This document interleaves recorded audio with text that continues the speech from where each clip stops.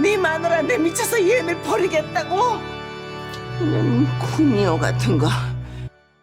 니까지 거한테 내 금쪽 같은 아들 뺏길 것 같아? 아들 집착이 심한 시어머니는 인연을 끊지 않고는 해결 방법이 없다. 시어머니가 아침은 먹었니?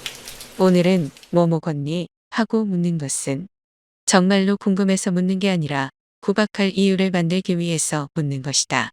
아침은 먹었니에서 안 먹었다고 대답하면 바로 구박이 시작된다. 먹었다고 대답하면 뭐 먹었니가 나오는데 여기에서 뭐라고 대답하든 그 애는 그거 안 좋아하는데 그거 몸에 안 맞는데 그거 건강에 안 좋은데 등의 변축을 울리며 구박으로 이어진다. 심지어 아들이 원해서 그 메뉴를 차렸고 아들이 맛있다며 좋아했어도 내가 만든 식사가 그 애 입에 맞겠니? 그 애가 착해서 그렇게 말했겠지라는 어처구니 없는 억측으로 구박한다. 모르는 게 있으면 넌 이것도 모르니 하고 무시하고 아는 게 많으면 잘난 척한다. 가르치려 든다 하면서 갈군다. 며느리가 노력, 돈, 시간, 정성을 다해도 전혀 감사하지 않는다. 예를 들어 며느리가 고급 음식점에서 시부모를 대접하면 너 편하자고 밖에서 먹자고 했냐면서 면박을 준다. 사막의 우물에 독을 풀어 마시면 죽고 안 마시면 목말라 죽는 것처럼 어처구니 없는 상황을 만드는 것이다. 시어머니와 며느리의 갈등은 시대불문, 동서고금을 막론하고 사람 사는 곳이라면 어디에나 존재하고 있다. 독일 속담에 시어머니 등 위엔 악마의 날개가 달려있다고 하며 몽골에서는 시어머니는 설탕으로 만들어도 쓰다고 한다. 전통적인 한국 문화에서는 시어머니와 며느리의 관계는 마님과 계집종 같은 관계였다. 이제는 시대가 많이 변해 그런 일이 없을 것 같지만 아직도 여전히 시월드는 존재 중이다. 시어머니는 어떤 며느리가 들어오든 자신의 귀한 아들의 상대로는 맘에 들지 않기 때문에 잔소리와 구박을 한다. 이것은 보통 아들의 결혼과 동시에 며느리에 대한 우월감, 열등감 때문에 잘못된 인지 도식을 가진 경우이다. 그러나 며느리 역시 남의 집 귀한 딸이다. 최소한 자기 딸의 밥만큼만 해주어도 고부 갈등은 없어진다. 사실 시어머니도 예전엔 며느리였을 텐데 그러한 행동은 천박한 보상 심리에 불과하다. 유독 아들에게 집착하는 시어머니가 있다.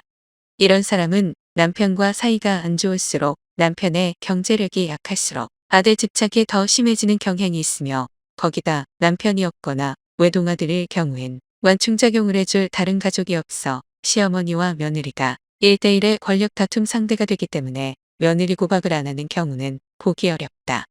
홀어머니의 외동아들. 게다가 경제력 없는 시어머니라면 결혼 대상자 깊이 1순위다. 아들의 지원이 끊어지면 본인이 살아갈 수 없으니 죽기 살기로 매달리고 괴롭히는 것이다. 시어머니 입장에서 며느리는 그동안 힘들게 키운 남편같이 귀한 아들을 어느 날 갑자기 나타나서 뺏어가는 여자로 보기 때문에 미워하게 된다. 특히 남녀 차별이 심한 북한 사회일수록 아들은 어머니에게 있어 여자로 태어나서 사회적으로 인정받을 수 있는 유일무이한 수단이었기 때문이다. 자신의 지위는 남편과 아들에 의해 결정되기 때문에 어머니는 아들의 경제력과 발언권이 필요하고 아내 또한 비슷한 이유로 남편이 필요하다. 사람은 하나인데 같은 목적을 가진 두 여자가 다툰다는 것. 즉 결혼과 동시에 며느리와 시어머니는 아들과 남편을 두고 주도권을 다투는 경쟁자가 된 것이다. 그런데 이는 대등한 경쟁 관계가 아니고 시어머니가 연장자이고 서열이 높으므로 당연히 며느리는 시어머니를 이길 수가 없고 시집살이는 대대로 내리갈굼이 되는 것이다.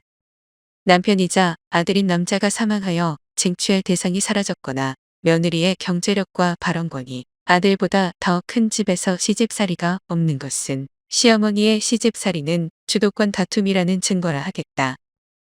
살면서 이유 없는 미움을 받아본 적이 없는 며느리 입장에서 처음에는 사태 파악 못하고 내가 나도 모르게 무언가를 잘못해서 이 사람이 날 싫어하는구나라고 착각하기 쉽다.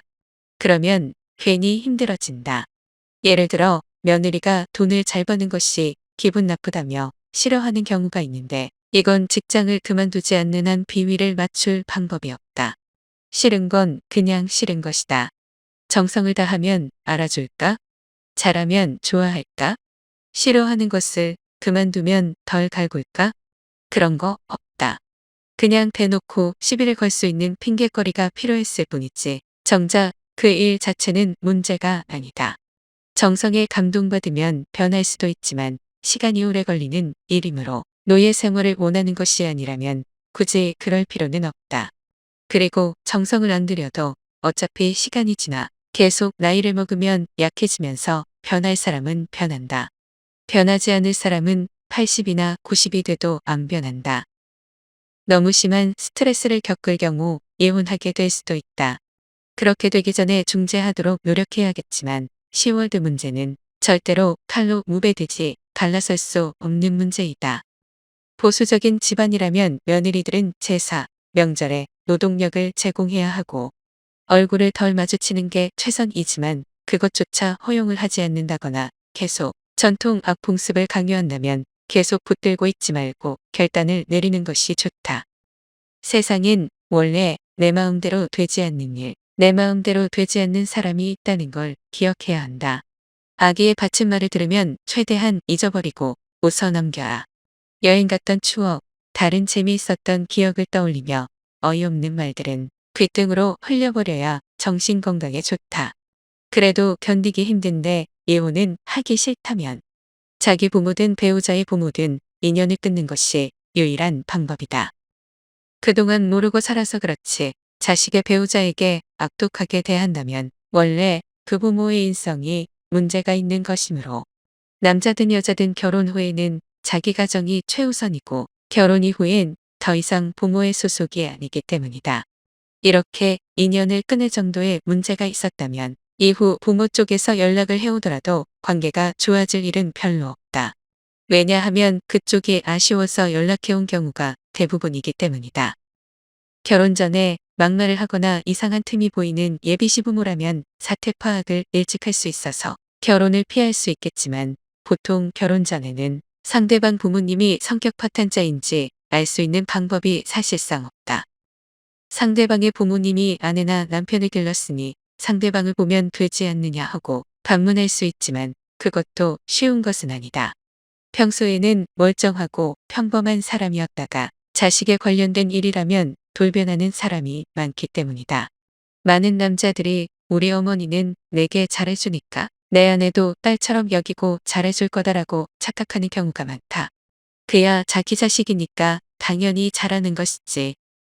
이는 꼭 남자만의 문제가 아니라 남자든 여자든 자신의 부모 형제와 가족이 자신에게 해주는 만큼 자신의 배우자에게도 잘해줄 거라는 보장이 없고 자신은 자기 가족을 편하게 대할 수 있지만 자기 배우자는 그렇지 않다는 것을 기억해야 한다.